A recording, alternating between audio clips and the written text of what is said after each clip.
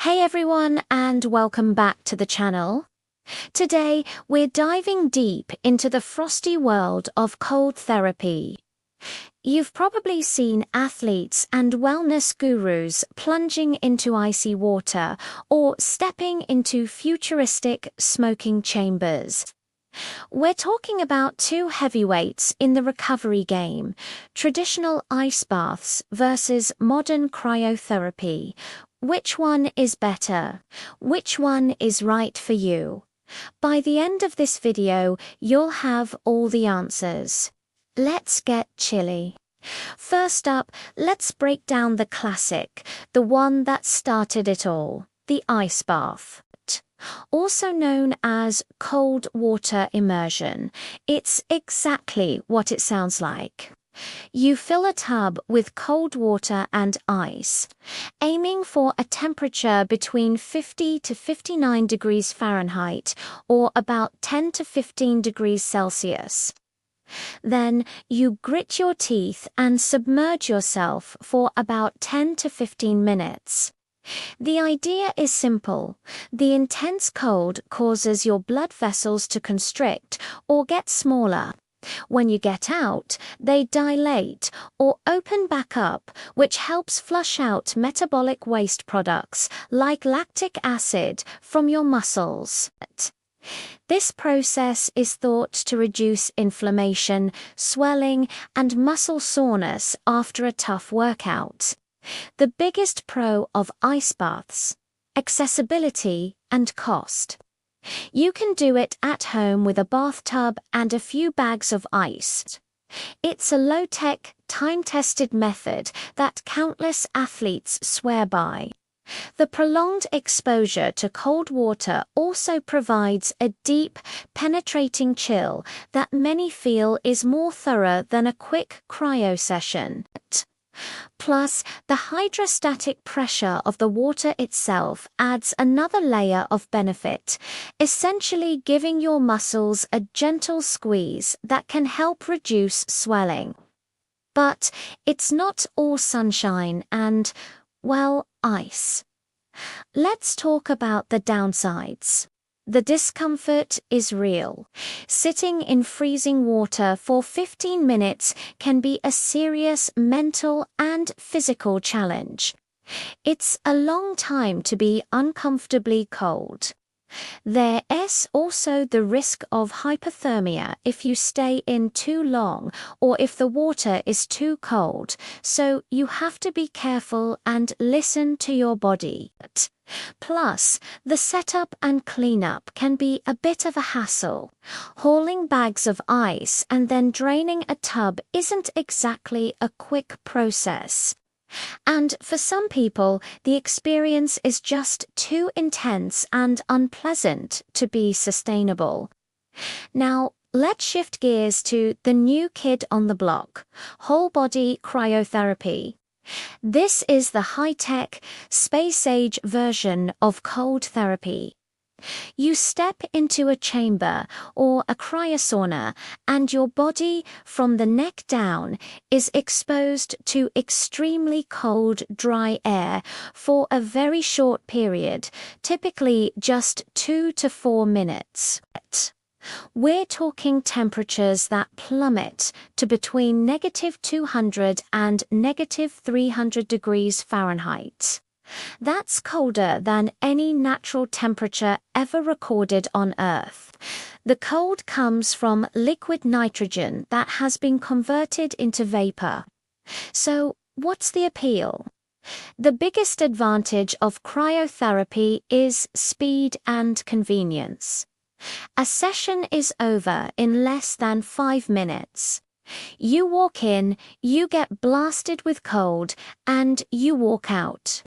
It's quick, clean, and there's no wet mess to deal with afterward. The dry cold is also often described as being more tolerable than the damp, biting cold of an ice bath. Because the air is so dry, it doesn't feel as intensely cold as you might think, and the risk of skin damage is very low as long as you follow the safety protocols like wearing the provided gloves and socks. Proponents of cryotherapy claim it offers all the benefits of an ice bath and more. They say the extreme temperature drop triggers a more powerful physiological response. Your body goes into survival mode, redirecting blood from your limbs to your cord to protect your vital organs. When you step out, this oxygen-rich blood rushes back to your extremities, supposedly promoting faster healing, reducing inflammation even more effectively, and even releasing endorphins, which can give you a mood boost and a jolt of energy. Some people even report better sleep and clearer skin after regular sessions. Of course, cryotherapy has its own set of cons. The most significant one is the cost. A single session can be quite expensive, and regular treatments can really add up. It's definitely a luxury wellness practice. You also need to go to a specialized facility, so it's not something you can just decide to do at home. And while the industry is growing, these centers aren't available everywhere. There's also the science to consider. While there's a lot of anecdotal evidence and smaller studies, large-scale high-quality research on whole-body cryotherapy is still catching up. Some scientists argue that the cold does unpenetrate the muscle tissue as deeply as it does during a longer ice bath, questioning whether it's truly as effective for deep muscle recovery. So, let's put them head to head. For muscle soreness and recovery, both methods work by reducing your tissue temperature.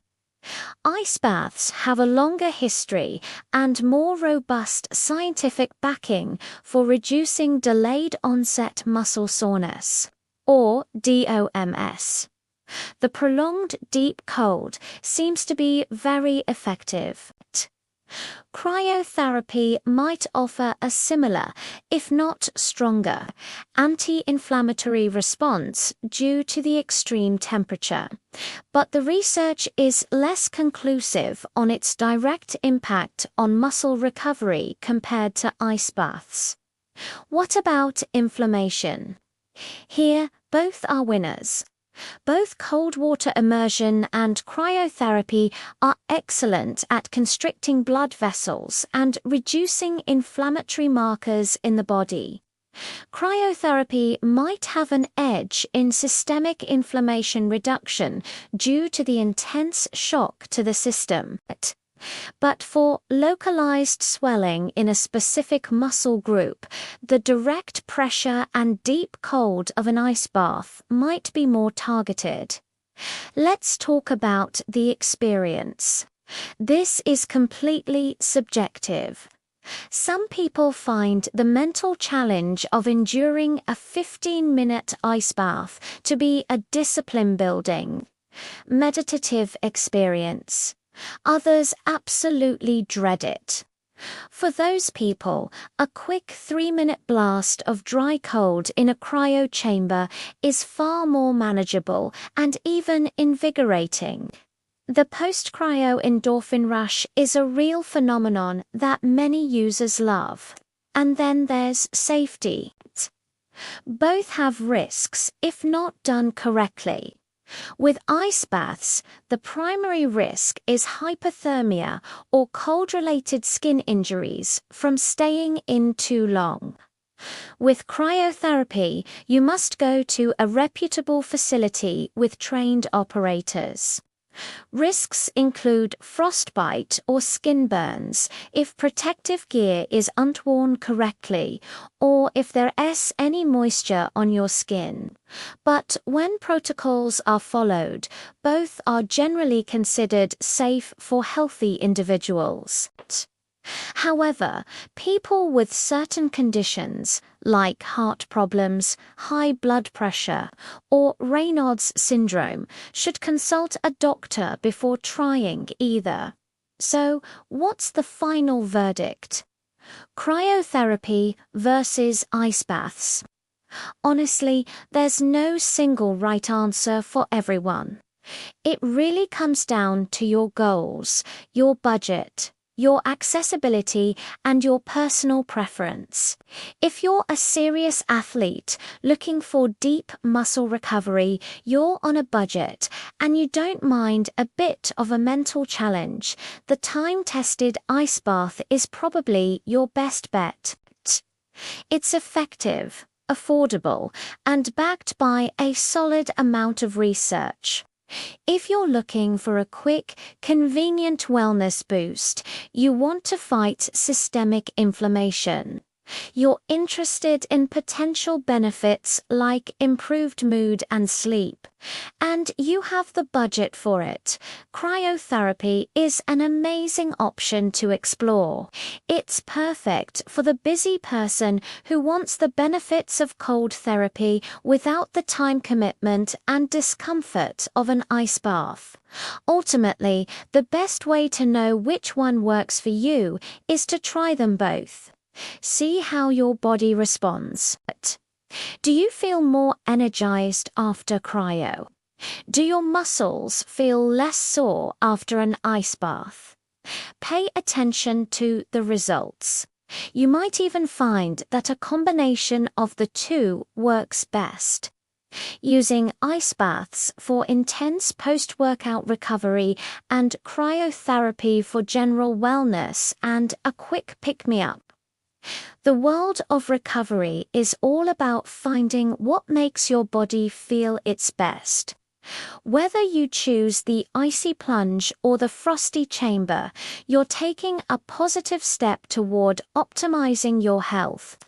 What are your experiences? Are you team ice bath or team cryo? Let me know down in the comments side. Love to hear your thoughts and which one you prefer. Thanks so much for watching today. If you found this video helpful, be sure to give it a thumbs up and don't forget to subscribe for more deep dives into health and wellness. See you in the next one.